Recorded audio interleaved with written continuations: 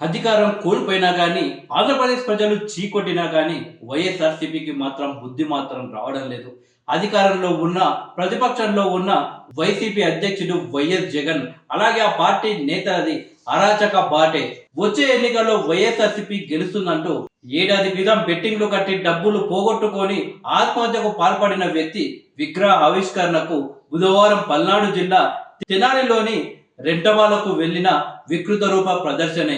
ప్రస్తుత విపక్ష హోదా కూడా లేని పరిస్థితుల్లోనూ మళ్ళీ అధికారంలోకి వచ్చాక చంపేస్తాం, నరికేస్తామని బహిరంగంగా హెచ్చరిస్తున్నారు. ఎవడైనా రాని తొక్కి పడేస్తాం.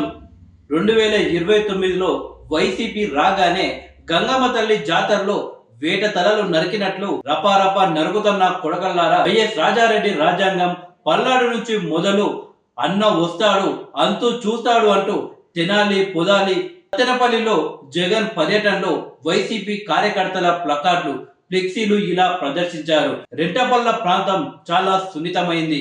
ఇరుకైన వీధులు కనుక 100 మందినే పర్యటనకు పరిమితం చేసుకోవాలి అని పోలీసులు సూచించిన బుధవారం పెద్దగా పట్టించుకోకుండా జగన్ అంతా నా ఇష్టం అనేలా వ్యవహరించారు. అనుమతులతో తనకు పని లేదని, ఆంక్షలు తనను అడ్డుకోలేవని మంది మార్బాలతో విచ్చలవిడిగా చెలరేగుతున్న జగన్ హడావిడికి బుధవారం ఒక నిండు ప్రాణాలు బలయ్యాయి. పల్నాడు జిల్లాలో వైఎస్ఆర్సీపీ అధ్యక్షుడు జగన్మోహన్ రెడ్డి పర్యటన ఇద్దరి ప్రాణాలు బలి తీసుకోవడంతో 2 కుటుంబాల్లో తీవ్ర విషాదం అయితే నింపింది.